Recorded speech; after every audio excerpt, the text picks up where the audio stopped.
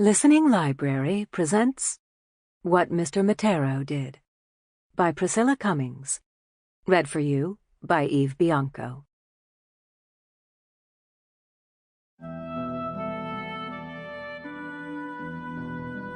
This above all, to thine own self be true. William Shakespeare.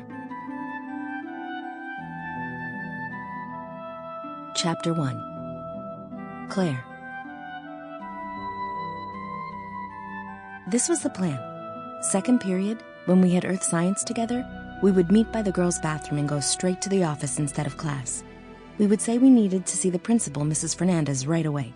And if the secretary said the principal was busy or in a meeting, we would tell her it was an emergency. We would go together, the three of us, Jenna, Suzanne, and me. And if we got scared, like if one of us started to panic, we would reach out and hold hands, but we would not break down or back down. Jenna would do the talking. There was never even a discussion about that. Only Jenna could lay out the facts without getting embarrassed the way Suzanne or I might. It's true. Jenna is, totally fearless. The third set of holes in her ears, she did them herself, with a safety pin and an ice cube in her bathroom during winter break. Suzanne and I couldn't even watch. We were so freaked out. We jumped in the shower and pulled the door shut and sang the Star-Spangled Banner really, really loud. But even Jenna needed to practice once. Not piercing her ears, but, to be sure she could say certain things out loud. So we huddled that morning before school by the water fountain. I practically chewed off the thumbnail on my left hand, the only decent fingernail I had left, while Jenna, in a low voice, rehearsed what she would say. When she finished, when she pressed her lips together and looked at us with raised eyebrows, we nodded enthusiastically. We gave her a thumbs up. We had 100% confidence that Jenna could do it, that she could tell the principal what Mr. Mattero did to us in the music room. I'm telling you, for 2 days we agonized over it. Should we say something? Should we just drop hints? And for 2 days, we had argued only once, when Suzanne said she worried what the other kids would think. I mean, what if they look at us like we're, weird or something? I had frowned at her. I remember that, because I didn't know what she was getting at, did she mean victims? Was she afraid kids would think we were victims? And so what if they did? What was wrong with that? Or did she mean something else?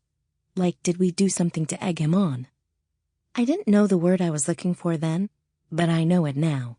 Provoke. Was she worried that kids would think we did something to provoke Mr. Mattero? Jenna was just as confused as me. She had screwed up her face and leaned towards Suzanne. What did you say? She was already turned around on the bus seat in front of us and was sitting on her knees. She did that so we three could talk together, but it was incredibly noisy on the ride home after school. Sometimes, honestly, you have to get right in someone's face or practically shout to be heard. Weird. They'll think we're weird, Suzanne repeated, very distinct and very loud, because you could tell she was a little bit angry, too. Jenna laughed. She popped her gum. Half of them think we're weird anyway, so who cares? Ouch. I think that hurt Suzanne. I know it hurt me. I mean, I never wanted kids to think I was weird or anything. Anyway, we're sort of getting off the subject here because what was far more important at the moment was that I, for one, did not think we should be laughing or hollering about any of this. You guys, shh, I warned, holding a finger to my lips. Suzanne scooted forward and continued anyway, talking in that tiny little pleading voice of hers. Whiny, that's what Jenna calls it, her whiny voice. I was just thinking that maybe we shouldn't say anything. Jenna's intense eyes locked onto Suzanne's. Look at me and tell me that you want to be in Mattero's music class the rest of the year. Suzanne looked down at her hands. Do you want to have to look at his ugly face every single day for the rest of the semester? Jenna persisted. Suzanne trembled, a little like my mother's cell phone on the vibrate mode. I mean, you could actually see her shake. Do you? Jenna demanded. Timidly, Suzanne shook her head in tiny back-and-forth motions. No, of course you don't. Then we have to speak up, Suzanne. We don't have a choice.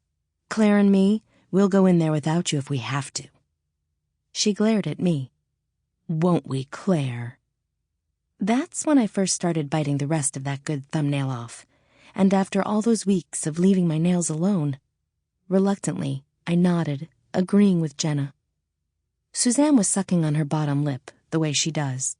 I told her she had to stop that.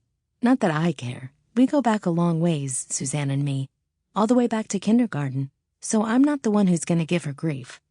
But she really ought to give up the lip thing, 'cause the kids in this middle school are going to call her a frickin' baby if she keeps it up. Hey, I said, poking Suzanne's shoulder. When she looked up, I encouraged her with a teensy smile because I knew Jenna was watching. Okay. Suzanne gave up. She widened her eyes. Whatever. Good. Jenna pronounced like that was that, and with a sniff, too, because she was on the brink of a cold. We're best friends, remember? True. Now, that was true. We were best friends. We had been best friends since the beginning of 7th grade, so for what, 7 months? We were in almost all the same classes. We were online or on the phone with each other after school, and practically every Friday we had a sleepover, rotating to our different houses, but mostly to mine and Suzanne's, because Jenna's mother was away so much. There is no question that Jenna and Suzanne were the two best friends I ever had, although anybody who didn't know us might wonder what in the world we three had in common. I mean, Jenna's so blonde and has perfect skin and everything, while Suzanne and I are so, I don't know, ordinary. Okay, maybe that's cruel to say because once Suzanne gets her braces off and when her skin clears up, she'll be incredibly cute. She looks good in clothes even if she thinks she's too fat. She is not fat. And her hair, wow, too much, too curly, too red. She says, but everyone else, including me, thinks it's really pretty. For sure, I'm the one who's no raging beauty. Jenna says I just need to let my bangs and layers grow out. She says I'm really smart and that I have a classic Roman nose and awesome brown eyes, and not everyone tans. Just look at Suzanne. And wait till I'm older. I can use that dermabrasion stuff to get the freckles off. Oh yeah, and she says that lots of girls wish they were as skinny as me. She swears she's not kidding, but sometimes she just says stuff, you know? Jenna was reaching out her hand to me on the bus while all that stuff went through my mind. Claire, Peachy, can I borrow your lip gloss? That sparkly one? Oh, yeah, sure. I hauled up my backpack from the floor and unzipped the little pocket on the side where I kept the gum and Tic Tacs that warded off my constant hunger, a fistful of makeup, and change for the soda machine. When I found what she wanted, Snow Kiss, I placed it in her waiting palm. Thanks, she said. She popped her gum again. You're sweet. While Jenna dipped her pinky in the lip gloss pot, I brushed the wispy hair ends out of my eyes and glanced at Suzanne again. The way she sat, slouched back into the seat, it didn't look like she was convinced. And I have to admit, I was a little worried myself, but more about my mom than about what the other kids would say. I never said so to Jenna, though, because I didn't want her to think I was weak. Later, after we got home that day, Suzanne and Jenna IM'd each other back and forth like crazy on their computers, so that by the next morning, Suzanne was gung-ho in total agreement that we would tell the principal. I wasn't part of their online conversation because our family computer is in the kitchen, facing the island where my mother puts the salad and everything together. I didn't think I could take the chance of anyone looking over my shoulder. I don't know. Maybe I should have tapped away on that keyboard anyway and let my mother find out. See, I've always thought we should have told our mothers first. Let them march into Mrs. Fernandez's office. I had suggested to Jenna the very first time we ever talked about it.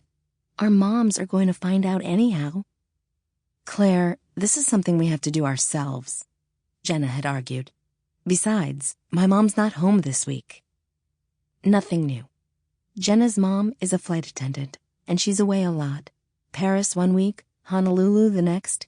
No wonder it was so easy to lose track of her. I used to think she was such a good mother, too. She was always bringing Jenna stuff. Cute little fish earrings, flashy parius, cool bathing suits, and those fancy macadamia nuts.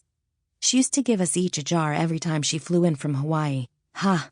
I had to tell her sometime how I used to eat maybe one nut and chuck the rest in the backyard for the squirrels because they're like 200 calories for about 5 of them. Yeah. So there's a part of me that's a little bit mean Sample complete. Ready to continue?